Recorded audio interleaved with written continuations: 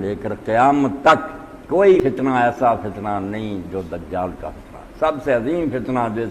زمین پر برپا ہوگا وہ دجال کا فتنہ ہوگا. اسی لیے رسول کریم علیہ السلام نے فرمایا کہ حضرت نوح علیہ السلام سے لے کر ہر پیغمبر اپنی امت کو اس سے آگاہ کرتا ہے. سب ڈراتے آئے ہیں کہ وہ وقت بڑا خطرناک ہوگا، اور ایسا خطرناک ہوگا کہ آپ نے فرمایا جو یہ جرت کرے گا نا کوئی اہل ایمان کہ میں دجال سے ملوں اور اس کو جا کر سمجھاؤں، وہ مومن جائے گا اور کافر آئے گا. اتنا وہ دانشور ہوگا، فلسفی ہوگا، حکمت کا مجسمہ، پڑھا لکھا، اور ترقی دنیاوی ایسی کہ اب اس سے آگے کیا سوچا جا سکتا ہے کہ وہ ایک شخص کو قتل کر کے اس کے ٹکڑے دور دور پھینک لے گا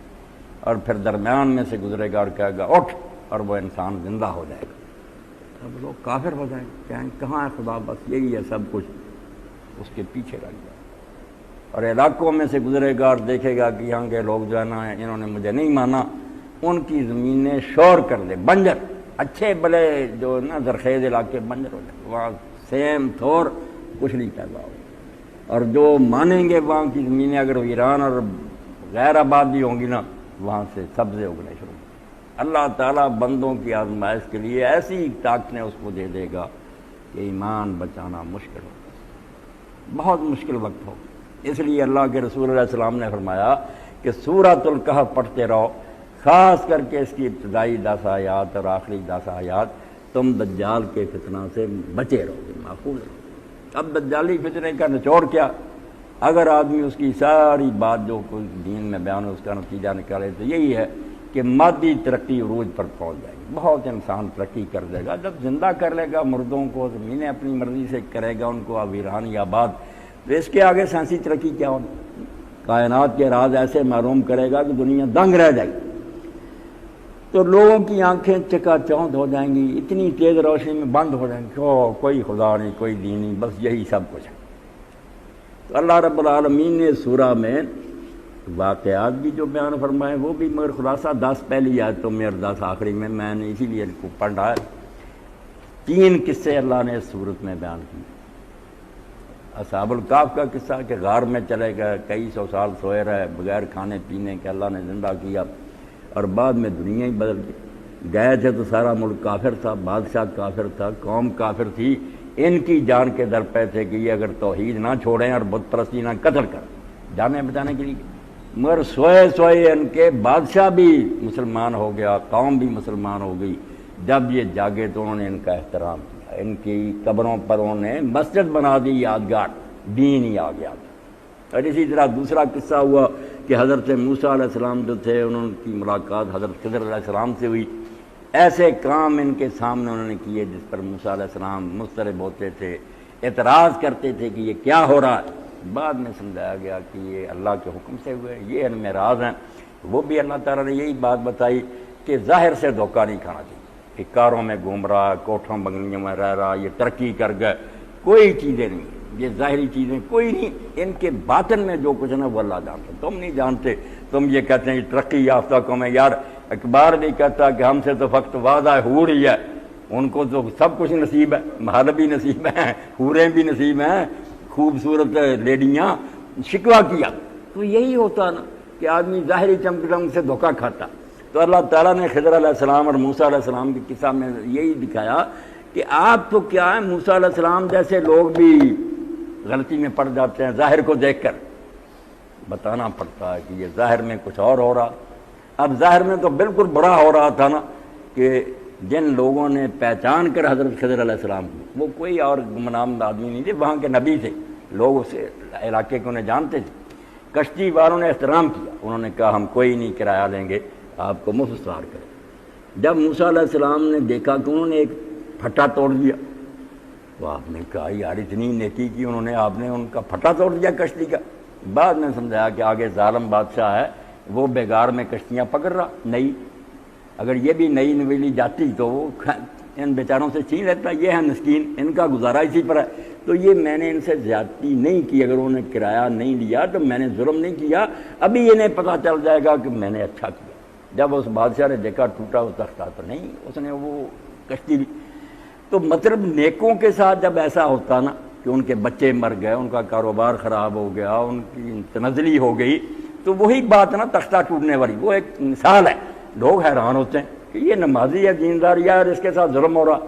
دوسری طرف وہ دیکھتے ہیں کہ جن ظالموں نے کھانا نہیں دیا، انہوں نے کہا یار ہم مسافر ہیں، ہمیں کھانا، تو بستی والوں نے کھانا نہیں دیا، تو ان کی ایک دیوار جو گر رہی تھی خضر علیہ السلام وہ بنانے لگے۔ تو موسیٰ علیہ السلام نے کہا ان کم بختوں کے ساتھ یہ نیک سلوک، کھانا نہیں دیا مانگے پر، آپ ان کی دیواریں بناتے پھرتے ہیں، اور بنانی بھی تھی تو مزدوری مانگ لیتے ان سے، ان نامرادوں کے ساتھ اچھے سلوک کا کیا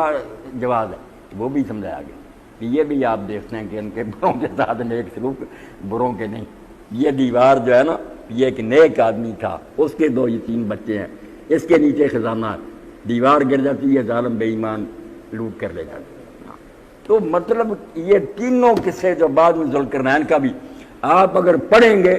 تو ایمان بالغیب جس کی اللہ دعوت دیتا ہے نا، کہ جو آنکھوں سے نظر آتا ہے اسی میں نہ گم ہو جایا کرو، اس کی رونقی تمہیں گمراہ نہ کر دے کہ ترقی ہے، باغات ہیں، کوٹھیاں، بنگلے، ان کے پیچھے جھانکنے کی کوشش کرو، اس کے پیچھے ایک انتظام ہے جو اللہ تعالیٰ چلا رہا، اس کے ہاتھ میں باغ ڈور، اس کے اپنے مسالے ہیں، اپنی حکمتیں ہیں، کچھ راز ہیں، وہ تم نہیں سمجھتے تو خاموشی سے مانتے رہو۔ یعنی اس دور میں جب دجال کے فتنے سے آنکھیں جو نا چندیا جائیں ساری دنیا کی، یار اس کے بعد خدائی کہاں رہ گئی؟ کہا کچھ نہیں، یہ سارے ملمے ہیں،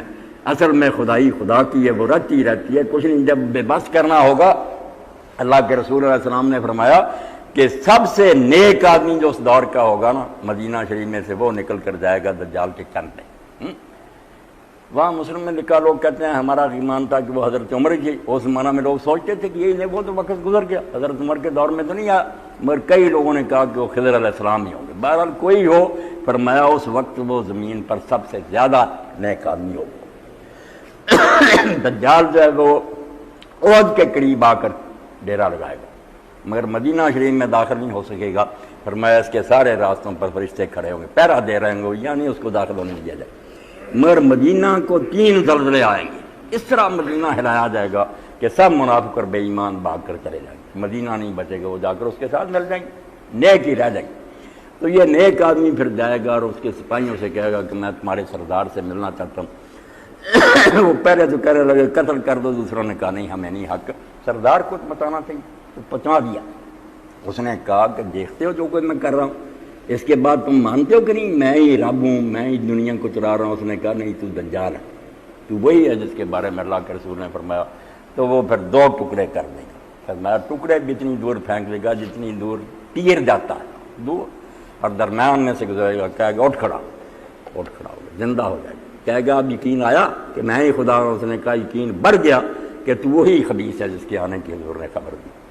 اب پھر اس کو قتل کرنا چاہے گا، بس یہ آخری آدمی ہوگا، اس کے بعد اللہ اس کی طاقت سلب کر دے گا، پھر نہیں کسی کو زندہ کر سکے گا، نہ قتل کر سکے، بس ہو جائے گا دجال، اور عیسیٰ علیہ السلام بھی نازل ہو جائیں قتل کر دیں۔ تو بہرحال دجالی فتنہ کیا یہی ہے، شروع ہو گیا کہ مادری جو ہے نا ترقی اتنی ہو جائے گی کہ لوگ حیرانی کی بات ہے۔ یہی باتیں کسی زمانہ میں پہلے کوئی سناتا کہ یار ہزاروں میل دور سے لوگ تصویریں دیکھیں گے، میچ ہوتے ہوئے دیکھیں گے، تقریریں سنیں گے، جیسے سامنے بیٹھے ہیں، کوئی مانتا؟ لوگوں نے کہنا پاگل ہے یار، یا یہ جنوں کی کوئی بات ہے۔ اب سب کچھ آنکھوں سے دیکھ رہا، بالکل حیرانی کی بات ہے، کوئی پہاڑ راستے میں حائل نہیں ہوتا، سب کچھ۔ تو اس سے بھی آگے معاملہ بڑھ جائے گا۔ تو اللہ کے رسول نے فرمایا اس زمانہ میں سورہ کہف پڑھتے رہو، یہ بتائے گی تمہیں کہ یہ ظاہری چیزوں سے دھوکہ نہ کھا جانا، پیچھے خدا کا ہاتھ ہے، اس کی طاقت ہے، غیب کے معاملے ہیں۔ تو اسی پر ایک کتاب لکھ دی سید ابوالحسن ندوی رحمۃ اللہ نے، عربی میں، اردو میں ترجمہ ہو گیا، کہ ایمان اور مادیت میں کشتی، جنگ۔ اس صورت کا عنوان نے رکھا کہ ایک طرف مادیت ہے، مادی ذرائع وسائل، ایک طرف ایمان ہے۔ اصحاب الکہف کے پاس ایمان ہی تھا، حکومت دوسروں کے پاس تھی، ذرائع وسائل ان کے پاس تھے، یہ تو بیچارے جان چھپا کر اور جا کر غار میں سو گئے کئی 100 سال بغیر کھانے پینے کے۔ تو ظاہری بات کے لحاظ سے تو انہیں مر جانا چاہیے تھا، سوکھ جاتے، مگر بالکل تر و تازہ۔ اللہ تعالیٰ فرماتے ہیں میں اپنے بندوں کی مدد کے لیے ایسے سامان کر دیتا ہوں کہ سوچ بھی نہیں سکتے۔ اور وہاں کہا کہ جو غار بنایا ہوا تھا اللہ نے، ذالک من آیات اللہ، تم کیا سمجھتے کہ اس نے اچانک ایسی بات ہو گئی؟ اللہ کو علم تھا کہ ایسے لوگ پیدا ہوں گے اور دقیانوس انہیں قتل کرنے لگے گا اور وہ بھاگ کر آئیں گے، ان کے لیے ایک جگہ ہونی چاہیے جہاں وہ آرام سے آ کے ریسٹ ہاؤس میں ٹھہریں۔ فرمایا فجوۃ من، غار اندر سے کھلا، تنگ غار نہیں تھا، اندر سے کھلا تھا بہت، اور بنایا اس طرح تھا کہ سورج جب طلوع ہوتا تھا اس وقت بھی دھوپ نہیں آتی تھی، غروب ہوتا تھا تب بھی نہیں، کنی کی طرح کر جاتا تھا، دھوپ نہیں اندر آتی تھی کہ ان کو تکلیف نہ پہنچے، مگر ہوا آتی تھی، بالکل اندر میں ہوا جا رہی تھی۔ اور حفاظت کے لیے فرمایا ہم نے کتا دروازے پر وکلب باسط نظر آیا کہ چور نہ آئے، ڈاکو نہ آئے، کوئی درندہ ادھر نہ آئے، کتا بیٹھا ہوا دروازے کے ساتھ، یعنی ایسا اللہ نے بندوبست کر دیا کہ وہ شاہی مہمان ریسٹ ہاؤس میں سوئے ہوئے ہیں، ہوائیں لوریاں دے رہی۔ فرمایا جسم کو بھی ہم اٹھتے پڑتے تھے تاکہ یہ گل سر نہ جائے، بدلتے رہتے تھے ان کے پیر۔ تو سارے قصے جو ہے نا صورت میں آپ بس اشارہ میں نے پڑھیں گے تو جو مادی چمک دم سے ہم دھوکہ کھا جاتے ہیں نا کہ مسلمان یار کیا بھوکے ننگے ترے پھرتے ہیں، وہ تو اتنی ترقی کر گئے۔ فرمایا سارا دجالی فتنہ، اس کی تمہید ہے، اس کی طرف جا رہا ہے، کچھ نہیں، دھوکہ نہ کھانا، سب کچھ تباہ ہو جائے گا۔ اور ذوالقرنین کا بھی اللہ نے بتایا، یہ مکے کے کافروں کو تو خاص طور پر سنایا، پہلے بھی کہتے تھے مگر مکے کو تو کہتے ہی تھے نا کہ اللہ نے اگر رسول بنانا ہی تھا تو طائف اور مکہ میں جو بڑے بڑے سردار تھے وہ اللہ کو نظر نہیں آئے، اللہ رجل من القریتین عظیم۔ اب اللہ کی طرف سے امتحان ہے کہ رسول جو ہے نا وہ ظاہری سامان نہیں،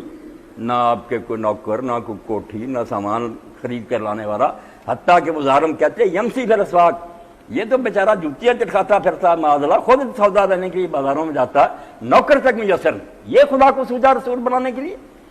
طائف کے سردار نظر نہیں آئے، مکے کے نہیں آئے، تو اللہ نے کہا ظالموں، ایک طرف تم جیسے لوگ ہیں جو اس دولت اقتدار کو بڑی شے سمجھتے ہیں، اور جیسے دو بھائیوں کی مثال بھی اس صورت میں آتی ہے کہ ایک کے باغات تھے، اس میں نہریں تھیں، ہر قسم کے پھل تھے، دوسرا مومن تھا غریب بیچارہ، وہ دونوں جا رہے کسی باغ کے اندر، تو یہ بے ایمان مالدار کہنے لگا تم لوگ باتیں کرتے ہو کہ ایک وقت آئے گا دنیا فنا ہو جائے گی، یہ ہوگا وہ ہوگا، یہ باغ کیسے ادھر جائے گا، اندر نہریں بہہ رہی ہیں سر، یہ کس طرح ویران ہو جائے گا۔ اور ساتھ ہی بکنے لگا کہ اگر یہ ایسا ہوا بھی تو جس نے مجھے یہاں دیا وہ مجھ پر خوشی ہے جو دیا نا،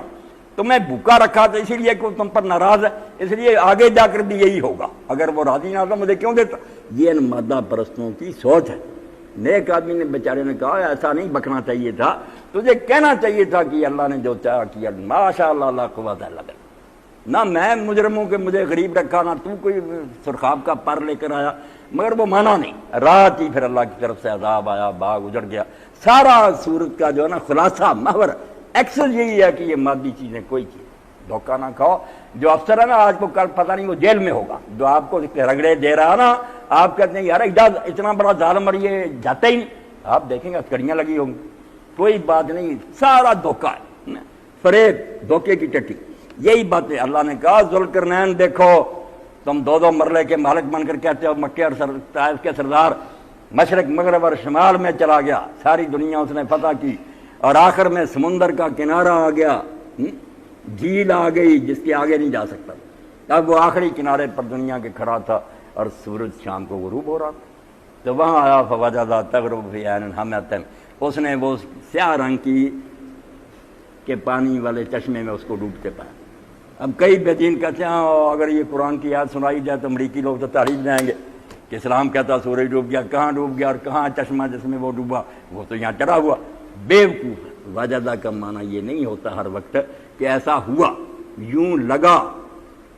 جھیل کے کنارے اس کو کھڑے، یہ یوں لگا کہ سیاہ کیچڑ میں جا رہا۔ اب کوئی آدمی شام کو کھڑا ہو جائے نہر کے کنارے یا تالاب کے، صاف نظر آئے گا کہ تھار اس میں جا رہا، جاتا وغیرہ کچھ نہیں، مگر اس دیکھنے والے کو یوں محسوس ہوتا۔ ترجمہ یہ ہے، یعنی آخری کنارہ دنیا کے اس دور میں جو تھا وہاں گیا، مشرق میں گیا، شمال میں گیا، مگر اللہ کہتا دیوار بنائی، لوگوں نے شکایت کی یاجوج ماجوج آتے ہیں ہمیں تنگ کرتے ہیں، اس نے کہا لاؤ تم مزدور لے آؤ، کوئی بات نہیں، خرچ میرے پاس موجود ہے، بہت مضبوط دیوار میں غازی، مگر اس کے بعد بھی اس نے کہا ھذا رحمت من ربی، اللہ نے کہا ایک مالدار یہ ہیں جو تھوڑی تھوڑی دولت پا کر نبی کو جٹاتے، ایک وہ تھا اتنا عظیم حکمران، مگر پھر بھی کہا اس میں میرا کوئی کمال نہیں، ھذا رحمت من ربی، یہ میرے رب کی رحمت ہے، اس کا فضل ہے مجھ پر۔ فیضا جا وعد ربی جعل دکا، اور یہ انتظام بھی عارضی ہیں، جب وعدہ آ جائے گا تو اللہ تعالیٰ اس دیوار کو بھی بالکل ریزہ ریزہ کر دے گا۔ کوئی اپنی طاقت پر اس کو ناز نہیں، کوئی غرور نہیں۔ تو آخر میں اللہ تعالیٰ فرماتا ہے، جہاں سے میں نے پڑھا کہ جب یہ سب کچھ ہو جائے گا، یاجوج ماجوج آ گئے، دیواریں ٹوٹ گئیں، دجال آ گیا، وَنُفِخَ فِي الصُّورِ فَجَمَعَهُمْ جَمْعًا، یہاں سے پڑھا میں نے کہ پھر بگل بجا دیا جائے گا، سائرن بجے گا، زور کی آواز آئے گی دھماکے کی، اور اچانک اللہ کے رسول اللہ علیہ وسلم نے فرمایا اتنی اچانک قیامت آئے گی کہ ایک آدمی نے بس پانی نکال کر کھرلی کو بھرا ہوگا، وہ پانی پلانے لگا ہوگا بیل کو، بس ہاتھ میں ڈور رہ جائے گا، وہ بھی مر گیا، بیل بھی مر گیا، پلا نہیں سکا۔ ایک آدمی نے کپڑا خریدا، کپڑا ہاتھ میں پیسے دے رہا، بس ہاتھ میں رہ گیا، اچانک دفعتاً یہ بگڑ بجے گا، آسمان و زمین ٹکڑے ٹکڑے ہو گئے، پہاڑ اڑ جائیں گے، ریزہ ریزہ ہو جائے گی زمین، وَنُفِخَ فِي الصُّورِ، بگل بجا دیا جائے۔ اب یہاں ایک بگل کا ذکر ہے جو اٹھانے کا، مگر پہلے کا ذکر نہیں، وہ دوسری جگہ سورہ زمر وغیرہ میں کہ 2 مرتبہ یہ بگل بجے گا، ایک مرتبہ جو ہوگا فنا ہو جائے گی دنیا، دوسرا بجے گا کافی مدت بعد زندہ ہو کر اٹھ کھڑے ہوگا۔ تو اللہ فرماتے ہیں سائرن بجے گا فَجَمَعْنَاهُمْ جَمْعًا، تو ہم ان لوگوں کو اکٹھا کر لیں گے، اکٹھا کرنے کا جیسے حق ہے، جمعنا جمن، پھر حالانکہ جمعنا میں آگے ہم اکٹھا کریں گے نہیں، فرمایا کوئی یہ نہ کہ شاید میں چھوٹ جاؤں گا، درمیان میں میرا خیال بھول جائے گا، جمعناہم جمع، یہ مصدری جب اس فعل کہا جاتا ہے نا دوبارہ، تو جیسے ضرب تو ضربا، میں نے اس کو مارا جیسے مارنے کا حق تاکید کے لیے ہوتا، مفعول مطلق، تو اللہ کہتا ہم اکٹھا کریں گے جیسے صحیح معنوں میں اکٹھا کرنا چاہیے، لم نغادر منہا، ایک کو بھی نہیں چھوڑیں گے، تم سب آ جاؤ گے میری عدالت میں، وَعَرَضْنَا جَهَنَّمَ يَوْمَئِذٍ لِلْكَافِرِينَ عَرْضًا۔ اب تم نعت کرتے ہو، نخرے کرتے ہو، ہمارے بینک کیسے ہے، ہمارے ترقی ایسی ہے، ہم جہنم ان کے سامنے پیش کر لیں گے، عَرَضْنَا جَهَنَّمَ يَوْمَئِذٍ لِلْكَافِرِينَ عَرْضًا، جو منکر ہے نا اب نہیں مانتے، ان کے سامنے لے آئیں گے۔ اور سورہ کاف میں آتا، کاف جو ہے، اللہ کہتا ہم کہیں گے کہ آنکھیں اچھی طرح مل کر دیکھ لو کہ یہ سب کچھ سچ مچ ہے یا تمہیں دھوکہ لگ رہا ہے، فَكَشَفْنَا عَنْكَ غِطَاءَكَ فَبَصَرُكَ الْيَوْمَ حَدِيدٌ، آج ہم نے تیری آنکھوں سے پردے ہٹا دیے ہیں اور تیری نظر خوب تیز ہے، تسلی کر لے کہ دوزخ ہے، بڑکی نظر آئے گی، فرشتے کھڑے ہوں گے، ایک ایک لگام کو 70,000 لگام ہے اس کی، ایک ایک لگام کو 70,000 فرشتے کھینچ رہے ہوں گے، پکڑ کر لائیں گے اس بھٹی کو اور لوگوں کے سامنے اس کو کر دیا جائے۔ فرمایا ہم جہنم ان منکروں کے سامنے کر دیں گے جیسے یہاں بھی قرضہ پیش کرنے کا جیسے حق ہے، دور نہیں رہے گی، بالکل قریب ہو گئے، دیکھ رہے ہوں گے۔ الذین کانت اعینہم فی غطاء عن ذکری وکانوا لا یستطیعون سمعا، جرم کیا ہے؟ جرم یہی ہے کہ آپ 10 آدمی بیٹھے ہیں، سارا جہاں رہا ہے، اپنی اپنی جگہ سن رہے ہیں بکواس، ٹی وی آن ہے، گانے سنتے ہیں، فرمایا الذین کانت اعینہم فی غطاء عن ذکری، جب میرا دین بیان ہوتا تھا تو ان کی آنکھوں پر پردے تھے، اندھے تھے، ان کی آنکھیں اندھی تھیں، نہ دیکھتے تھے قرآن کو، نہ کوئی کتاب پڑھتے تھے، وَكَانُوا لَا يَسْتَطِيعُونَ سَمْعًا، اور اگر خود نہیں دیکھ سکتے تھے تو کوئی بیان نہیں کرتا تھا، سن لیتے، مگر یہ سننے کی توفیق بھی نہیں آتے ہی، کیا لینا ہے، بس اپنے عیاشیوں میں لگے ہوئے۔ تو فرمایا ایسے منکروں کے سامنے ہم جہنم لے آئیں گے جن کی آنکھوں پر ہمارے دین کی طرف سے پردے تھے اور وہ دین کی بات سن بھی نہیں سکتے تھے، اتنے مغرور تھے، عیاش تھے۔ أَفَحَسِبَ الَّذِينَ كَفَرُوا أَن يَتَّخِذُوا عِبَادِي مِن دُونِي أَوْلِيَاءَ، اب ان ظالموں کا ایک سہارا، اگر قیامت کو مانتے ہیں تو ساتھ ہی شفاء اور اولیاء بنا رہے ہیں، بڑے بڑے ولی غوث تیار کر لیے کہ اللہ کو یہ خود ہی روک لیں گے، ہمارا کچھ نہیں اللہ بگاڑ سکے گا، ہمارے سفارشی ہیں، یہ اٹھ کھڑے ہوں گے۔ تو اللہ تعالیٰ نے اس بارے میں کہا أَفَحَسِبَ الَّذِينَ كَفَرُوا، یہ کافر اور بے ایمان یہ خیال کیے بیٹھے ہیں أَن يَتَّخِذُوا عِبَادِي مِن دُونِي أَوْلِيَاءَ، کہ میرے مقابلے میرے بندے، وہ غلام ہیں میرے شریک نہیں، ان کا اس سلطنت میں کیا ہے، وہ خدا ہے، کوئی ایک مرلہ زمین ان کی ہے بنائی، وہ تو میرے غلام ہیں، فرشتے ہیں یا ولی نبی عبادی، میرے بندے ہیں، ان کو میرے ساتھ تم اولیاء بنا رہے کہ وہ ہمارے سرپرست ہیں، ہمارے مددگار ہیں، وہ ہمیں بچا لیں گے۔ تو فرمایا یاد رکھو اگر یہ سمجھا ایسا نہیں ہوگا، کوئی مدد کے لیے نہیں آئے گا، کوئی سفارش کے لیے زبان نہیں کھولے گا۔ اِنَّا أَعْتَدْنَا جَهَنَّمَ لِلْكَافِرِينَ نُزُلًا، اور تمہاری جو پہلی ہے نا مہمانی، وہ جہنم ہم نے کافروں کے لیے تیار کرے۔ نزل، جب آ کر مہمان اترتا ہی ہے نا گاڑی سے، آپ اس کو ڈرائنگ روم میں اٹھاتے، پہلے جو پیش کرتے ہیں نزل، بعد میں جو کھانے پکتے ہیں الگ ہوتے ہیں۔ نزل کیا ہوتا جو ابتدا میں پیش کیا جاتا، اللہ پاک نے فرمایا تمہارے لیے جو میں نے مہمانی تیار کی، جاتے ہی تمہارے سامنے جو کچھ آئے گا وہ جہنم ہے، بڑھتی آگ ہوگی، جلو گے تم اس میں، یہ ہے تمہاری مہمانی۔ اور قرآن پاک میں کئی جگہ کہا کہ ان کو بشارت دے دو، کافروں کو، بشر الکافرین، حالانکہ انہیں بشارت کیا، بشارت تو خوشخبری کو کہتے۔ یہاں بھی نظر کا کہ مہمانی تواضع، تو اس کو عربی زبان میں تحکم کہتے ہیں، حلوے والی ہے نہیں، دوسری ہے، یہ ہوتا ہے ٹھٹھا کرنا، مذاق کرنا، جیسے پولیس والے کہتے ہیں چوری صاحب کر دیں تھوڑی سیوا، تو سیوا کیا، جوتے پڑیں گے۔ تو یہاں بھی اللہ فرماتا ہے کہ ان کافروں کے لیے جو مہمانی ہم نے تیار کی نا، جاتے ہی جو ان کی خدمت میں پیش کریں گے وہ آگ ہے جلتی۔ قُلْ هَلْ نُنَبِّئُكُم بِالْأَخْسَرِينَ أَعْمَالًا۔ اب جن ترقیوں پر لوگ کہتے ہیں یار جنہوں نے یہ چیزیں ایجاد کی، انسانوں کو یہ فائدے پہنچائے، اتنا لوگ نفع اٹھا رہے ہیں، یہ آگ میں چلے جائیں گے۔ اتنے بڑے بڑے سائنسدان اور ریسرچ کرنے والے، اور کئی جو ہیں انہوں نے اسپتال بنائے، گنگا رام، کسی نے یہ کیا، تو اللہ فرماتا مجھ پر احسان کیا۔ قُلْ هَلْ نُنَبِّئُكُم بِالْأَخْسَرِينَ أَعْمَالًا، آؤ اے پیغمبر نے کہہ دو کہ ہم بتائیں تمہیں کہ اعمال کے لحاظ سے سب سے زیادہ خسارے میں کون ہے، جن کی محنت برباد جائے گی، گھاٹا پڑے گا، اور انتہائی گھاٹا جو پورا بھی نہیں بعد میں ہو سکے گا۔ الذین ضل سعیہم فی الحیاۃ الدنیا، جن کی ساری دوڑ دھوپ اس دنیا کی زندگی میں غلط ہو کے رہ گئی۔ دو معنی اس کے، یا تو کام ہی غلط، جیسے یہ دیر یہ کر رہے ہیں، شرابیں پی رہے ہیں، زنا کر رہے ہیں، وہ تو نیکی کرتے ہی نہیں، عیاشی کے کام کرتے ہیں، جو ایجادیں بھی کی ہیں کوئی خلق خدا کو نفع پہنچانے کے لیے، ظلم، ایٹم بم بنایا تو کوئی یہ نہیں کہ انسانوں کی بہتری ہو، جو خلاف اس کو برباد کر دیں ملکوں کے ملکوں۔ ان کی تو کوشش دنیا کی زندگی میں غلط ہے۔ کچھ وہ ہیں کہ جو دنیا کے لیے دوڑ دھوپ کرتے ہیں اور بظاہر نیکیاں کرتے ہیں، ہم کہتے ہیں خیرات کر رہے ہیں، یہ مگر طریقہ نہیں دین کے مطابق۔ وہاں ترجمہ یہ ایک ترجمہ یہ ہوگا کہ دنیا کی زندگی میں جن کی کوششیں غلط تھیں،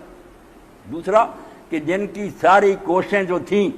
وہ صرف دنیا کے لیے تھیں، ان سے آخرت مطلوب نہیں تھی، اللہ کی رضا مطلوب نہیں تھی، اپنے گھڑے ہوئے طریقے سے بدعتیں، رسمیں۔ فرمایا وَهُمْ يَحْسَبُونَ أَنَّهُمْ يُحْسِنُونَ صُنْعًا، مگر ان بیوقوفوں سے اگر بات کی جائے تو وہ خیال کرتے ہیں کہ ہم تو ٹھیک کر رہے ہیں، وہ کہتے ہیں ہم درست کر رہے ہیں، مانتے ہی نہیں، اپنی جگہ وہ مطمئن ہے۔ اور انہیں کو اللہ نے کہا عاملۃ ناصبہ، بہت محنت کی انہوں نے، بڑی ایجادیں کی، دوسری طرف ریاضتیں کی۔ جو دیندار بھی بنے نا، انہوں نے بیلتیں ایجاد کر کے کوئی عبادتوں میں کمی نہیں کی۔ کئی لوگ ایسے ہیں جنہوں نے ایسے ہر موقع پر آپ پڑھیں گے، چھپ جاتے ہیں پھر پوسٹ جائے کہ آج رات اتنے نفل پڑھو، اس میں 100 مرتبہ یہ پڑھو، مگر اللہ سعیہم فی الحیاۃ الدنیا، دنیا کی زندگی میں کوشش غلط۔ اللہ کے رسول نے وہ طریقہ نہیں بتایا، ملے گا کیا؟ اسی طرح یہود اور نصارہ کے جو راہب تھے، درویش تھے، اگر ان کی تاریخ ہم پڑھیں تو رونگٹے کھڑے ہو جائیں کہ کسی نے ساری عمر گوشت نہیں کھایا، کسی نے ساری عمر اپنا بدن جو دھویا ہی نہیں، استنجا تک نہیں کیا، پانی کو ہاتھ نہیں کیا، کوئی ایسا اس نے اپنے آپ کو درویش بنا لیا، ستون تھے ان کے ساتھ، تاروں کے ساتھ اپنے آپ کو بندھا لیا، تاریں اندر گھستی گئیں، کیڑے پڑ گئے، وہیں مرا، کھلوایا نہیں اپنے آپ۔ اللہ کو راضی کرنے کے لیے اتنے مشکل کام، کوئی رکوع میں چلا گیا، اب بھی ڈانچے ان کے ایسے ہی غاروں میں، رکوع میں سیدھے ہی نہیں کھڑے ہوئے، وہاں ہی سوکھ گئے، کوئی سجدے میں پڑا سوکھ گیا۔ کوششیں کی مگر کوششیں غلط تھی، اللہ نے نہیں کہا۔ دنیا کی زندگی میں جو بھی محنت اور کوشش کی غلط کی نا، طریقہ جو تھا نہیں کیا، تو عاملۃ ناصبہ، اللہ کہتے ہیں کام بہت کیا، تھک گئے، مر گئے جہنم، کوئی اس کا نتیجہ نہیں کیا۔ اور اسی لیے صحابہ کرام رضوان اللہ اجمعین جب ان کو گرجوں میں دیکھتے تھے نا، راہبوں کو یہ مانگ سر ننز بنے تو درویش ہیں، چلو کوئی غلط بھی ہو جاتا مگر زیادہ نہیں تو اپنی زندگیاں وقف کرے، اور روتے تھے صحابہ کرام، بہت روتے تھے کہ یار یہ کتنی محنت کر رہے ہیں مگر کیا پلے پڑے۔ اللہ فرماتا ہے یہ سمجھے بیٹھے ہیں کہ ہمیں کچھ ملے گا، ان کی کوششیں غلط ہو کے رہ گئی، کچھ دنیا کے پیچھے پڑ گئے، کچھ نے دین کا کام بھی کیا تو غلط۔ ذل سعیہم فی الحیاۃ الدنیا، دنیا کی زندگی میں وہ راستہ نہیں اختیار کیا جو کامیابی کی طرف جاتا، وہم یحسبون انہم یحسنون صنعا، اور خیال یہی رکھتے ہیں کہ ہم ٹھیک کر رہے ہیں، اپنی جگہ بالکل پکے۔ اور اسی لیے علماء امت نے بار بار لکھا، حدیث کے حوالے دیے کہ اللہ تعالیٰ ہر شخص کی توبہ قبول کرتا، بے عزتی کی نہیں کرتا، کیوں کرتا ہی نہیں بے عزتی توبہ، اس کی بھی کر لینی کہ وہ کرتا نہیں نا، وہ سمجھتا میں نیک کر رہا ہوں، میں قرآن مجید ہی پڑھ رہا ہوں، کیا برا کر رہا ہوں، میں درود شریف پڑھتا ہوں اذان سے پہلے، میں نے کیا برا کر لیا۔ عقل نہیں آتی کہ دین اپنی مرضی کا کام کرنے کا نام نہیں، یہ تو پھر خود سری ہو گئی۔ تم نے طغیان اختیار کر لیا، من مانی۔ اسلام تو اپنے آپ کو سرنڈر کرنے کا نا، حوالے کر دینا۔ اسلام کا معنی یا اسلمت لرب العالمین، میں نے اپنی خود مختاری چھوڑ دی، میں نے اپنے آپ کو اللہ کے حوالے کر دیا۔ اللہ نے اپنا نمائندہ رسول علیہ السلام کو بھیج دیا کہ جو رسول کہے گا کرو۔ اس لیے شیخ عبداللہ لکھتے ہیں کہ رسول کے کہے کے مطابق اگر کوئی شخص استنجا کر لے، اس کا ثواب بدعت کے مطابق خانقاہ بنانے سے بہتر ہے۔ خانقاہ اتنی بڑی بات، پر میں اس سے بہتر ہے کہ وہ استنجا رسول کے مسائل کے مطابق کرے۔ دین نام ہے اطاعت کار، اسی لیے یہ کرتے ہیں کافر نیکیاں کرتے ہیں۔ یہ نیکیاں ہمارے حساب سے ہیں کہ انہوں نے مریضوں سے اچھا سلوک کیا۔ اللہ کہتا ہے یار مجھ پر کوئی احسان کرتا، میں تو نیکی اس کو مانتا ہوں کہ مجھے حاکم مان کر میرا حکم مانا، میں اس کا اپنے فضل سے انعام دوں گا۔ جس نے اپنی مرضی کی اس نے میرے لیے کچھ کیا، وہ مانگتا پھر ثواب جس سے نہیں کیا۔ اور اسی لیے حدیث پاک میں آتا ہے کہ جو شرک بھی کرتے ہیں کچھ اللہ کے لیے کچھ دوسروں کے لیے، اللہ قیامت کے دن کہہ دے گا کہ جا کر اس سے اجر لے لے جس کے لیے تو نے کام کیا تھا۔ انا اغنی الشرکاء، میں حصہ نہیں لیتا کہ آدھا اس کو دے دوں آدھا، میں تو جو خالص میرے لیے اس کو لیتا ہوں، اپنے فضل سے اس کو قبول کرتا ہوں۔ جس میں حصے ہیں جو محتاج ہیں وہ تھوڑا تھوڑا لے لے، مجھے کیا ضرورت، میں تو خالص لوں گا۔ تو خالی رہ جائیں گے بالکل کنگار۔ تو فرمایا کہہ دے اللہ کے رسول تو میں بتاؤں کہ کون لوگ اپنی زندگیاں برباد کر رہے ہیں اور ایسا کام کر رہے ہیں جس کا سارا ہی سارا دن کی کوششیں دنیا کی زندگی میں یا گم ہو کر رہے گی، صرف دنیا بنانے میں لگے گا، بینک بیلنس بن جائے، کوٹھیاں بڑھ جائیں، ہمارے بچے یہ کر جائیں، یا دنیا کے لیے دوڑ دو، یا دوسرا معنی کہ دنیا کی اس موجودہ زندگی میں غلط راستے پر چل کر نیکیاں کی اور سمجھتے یہ ہیں کہ اچھا کر رہے ہیں، بہت ٹھیک کر رہے ہیں۔ اولئک الذین کفروا بآیات ربہم ولقائہ فحبطت اعمالہم فلا نقیم لہم یوم القیامۃ وزنا۔ ہمارے کئی دوست ڈاکٹر صاحبان دوسرے کہتے ہیں یار ڈاکٹر ہمارے ساتھ بڑا دیانتدار ڈیوٹی، مگر وہ اللہ کو نہیں مانتا، تو اللہ پر اس نے کیا احسان کیا، اللہ کیوں اس کو انعام دے گا؟ کیا ضرورت ہے اللہ کو، کوئی انعام نہیں ملے گا، جہنم۔ تو اللہ فرماتا اولئک الذین کفروا بآیات ربہم ولقائہ، یہ لوگ منکر رہے رب کی آیتوں کے، نہ اس کے کلام کو سچا مانا، ولقائہ، اور جب یہ اطلاع انہیں دی جاتی رہی کہ اللہ کے سامنے ایک دن تم نے پیش ہونا ہے تو کہتے کوئی نہیں، مر جائیں گے، مٹی ہو جائیں گے۔ اکبر بگٹی تک کا اللہ اسے معافی کرے، کیا اس نے ساتھ کہا کہ یار میں تو کوئی ایمان نہیں رکھتا کہ مرنے کے بعد کچھ ہوگا، آدمی مر کر مٹی ہو جاتا بعد میں کچھ بھی، یعنی بظاہر داڑھی سردار قبیلے کا مسلمان کہلاتے ہیں، سرے سے کافر، مانتے ہی نہیں کہ کوئی خدا اور قیامت۔ اللہ فرماتا ہے یہ لوگ اللہ کی آیات کے منکر، اللہ کے ملنے کے منکر کہ ہم اس کے سامنے کبھی نہیں جائیں گے، فحبطت اعمالہم، ان کی ساری کوششیں برباد گئی، بالکل بھگ کر کے اڑ گئی۔ جیسے تھانوی صاحب رحمۃ اللہ علیہ بڑی پیاری مثال دیتے تھے، سارا دن کوئی آدمی ایندھن اکٹھا کرے، شام کو تھوڑا سا بارود اس کے نیچے رکھ کر اس کو آگ لگا دے، اڑ گیا سب۔ حبطت اعمالہم، فرمایا ساری ان کی کرائی محنت ضائع ہو گئی، فلا نقیم لہم یوم القیامۃ وزنا، اور ہم قیامت کے دن ان کے عمل کو کوئی وزن نہیں، رائی برابر بھی نہیں سمجھا جائے گا۔ آپ تو کہتے ہیں نا اس کی نیکیوں کے ڈھیر کچھ نہیں، رائی بھی نہیں اللہ اس کو سمجھے گا۔ ذالک جزاؤہم جہنم بما کفروا واتخذوا آیاتی ورسلی ہزوا۔ کیسی صورت ہے کافر، کیوں نہ پورا 8 دن نور رہے، فرمایا جمعہ کو پڑھا کرو اگلے جمعہ تک نور رہے گا۔ ذالک جزاؤہم جہنم بما کفروا، یہ سزا جو ان کو ملے گی کہ آگ میں ہی جلتے رہیں گے، اللہ کبھی ترس نہیں کھائے گا، بلکہ جیسے ذرا ٹھنڈی ہوگی اور بڑکا دے۔ فرمایا اس سزا ان کو ظالموں کو نہ دے، اتنی مدت دی تھی، زمین خدا کی، رزق خدا نے دیا، زندگی اس نے دی، ہر نعمت اس کی تھی، انکار کرتے رہے، اس لیے کہ یہ منکر رہے اللہ کے اور اس کی کتاب کے۔ واتخذوا آیاتی ورسلی ہزوا، اور جب اللہ کی آیتیں پڑھی جاتی، رسول کی تعریف پڑھی جائے، مذاق اڑاتے، ٹھٹھے کرتے کہ یہ مولویوں کی بنائی ہوئی باتیں ہیں، یہ ملاؤں کی گھڑی ہوئی ہیں، ہم نہیں مانتے، مذاق کرتے تھے۔ اور یہ تو ان کا انجام ہوگا، اور اللہ تعالیٰ کا یہی طریقہ کہ وہ جب ظالموں کا انجام بیان کرتا تو اچھوں کا بھی انجام بیان کرتا تاکہ آمنے سامنے رہے۔ دوسری طرف بیان فرما دیا ان الذین آمنوا وعملوا الصالحات کانت لہم جنات الفردوس نزلا، کہ بے شک جو لوگ ایمان لائے، جنہوں نے سچے دل سے مانا کہ جو اللہ کی کتاب کہہ رہی، ذرا شک نہیں، خدا بھی ہے، فرشتے بھی ہیں، قیامت بھی ہے، ایمان لائے، سچ جانا ہر بات کو جو دین نے بتائی، وعملوا الصالحات، اور سچ مان کر ہی نہیں رہ گئے، نیکیاں بھی اچھے کام۔ اب یہاں بھی 2 گروہ مسلمانوں کے بن گئے، ایک نے کہا بس ایمان کافی ہے جنت میں جانے کے لیے، نہیں بھی نیک عمل کرتا، کلمہ گو تو ہے ہی، ایک کہتے ہیں صرف ایمان نیک کم ہونے چاہیے، نہیں بھی ایمان تو نہیں، فرمایا نہیں، یہ دونوں اکٹھے۔ اور قرآن مجید میں آپ دیکھ لیں کہیں محض ایمان پر جنت کا وعدہ نہیں، نہ کہیں نہیں آیا کہ ایمان ساتھ آئے گا کامل الصالحات یا واتقوا یا نابو، کہے گا کہ وہ نیک کام کرے۔ تو فرمایا جو لوگ ایمان لائے انہوں نے نیکیاں کی، کانت لہم جنات الفردوس نزلا، ان کی مہمانی کے لیے دوزخ تیار تھی، ان کے لیے فردوس کے باغات تیار۔ فردوس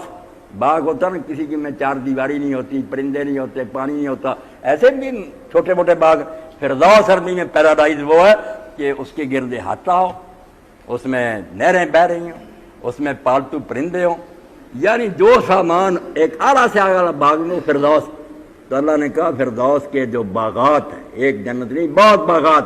وہ ان ایمانداروں کا انتظار کریں، مرتے ہی چلے جائیں گے وہ، بالکل ان کو وہاں داخلہ ملے گا، خالدین فیہا۔ اب کیا ہوتا اگر چلے جائیں، سب کچھ بھی مل جائے، اس دنیا میں بھی کسی خوش نصیب کو اس کی ساری جو آرزویں اللہ دے دے، پوری کر دے، مگر موت کا کانٹا جان نہیں چھوڑتا، کچھ بھی تکلیف نہ آئے، یہ تو مصیبت آئی ہے کہ مرنا، مر کر چھوڑ جانا۔ وہاں تسلی دی کہ نہیں، جو باغات ہم دیں گے خالدین فیہا، وہاں یہ نہ مریں گے نہ نکالے جائیں گے، ہمیشہ ہمیشہ ان باغوں میں رہیں گے، ہمیشہ ہمیشہ۔ اب ہے کہ رہتے رہتے جی اکتا گیا، کوئی کہتا یار فیصلہ آباد میں تانگ آ گیا، چلو مری کی سیر کریں، نکل گیا کئی بچے۔ اب تو کہتا ہے لا یبغون حولا، دیکھیں نا قرآن ایک شوشہ زائد نہیں، لا یبغون حولا، وہاں وہ تبدیلی بھی نہیں چاہیں گے، دوسری جگہ منتقل ہونا نہیں چاہیں گے۔ کیوں چاہیں گے؟ جب روزانہ ترقی ہوتی جائے، یہ نہیں کہ جس حالت میں گئے تھے وہی آپ جنت کو سمجھیں وہ ارتقاء کی دنیا، ہر روز لوگ اٹھیں گے، نئی رونق، حسن بھی ان کا بڑھ گیا، ہر چیز میں ترقی۔ اس لیے فرمایا جب روز ہر روز نیا روز ہوگا تو یہ کیوں گھبرائیں گے، تازہ سے تازہ نہیں۔ اور اسی لیے حدیث پاک میں آتا ہے بڑا پیارا مضمون، یہ ترغیب و ترغیب، قرآن بھرا ہوا رسول اللہ کی حدیثیں، کہ شوق بھی دلاؤ لوگوں کو، ڈراؤ بھی۔ یہ ایک پورا عنوان ہے دین کا، ترغیب و ترغیب، کتابیں بھی علماء نے اس پر لکھی۔ رسول کریم علیہ السلام فرماتے ہیں جیسے یہاں لوگ جمعہ کے دن اکٹھے ہوتے ہیں، اس کو وہاں یوم المزید کہا جائے گا، جنت میں اس دن کا نام یوم المزید ہوگا۔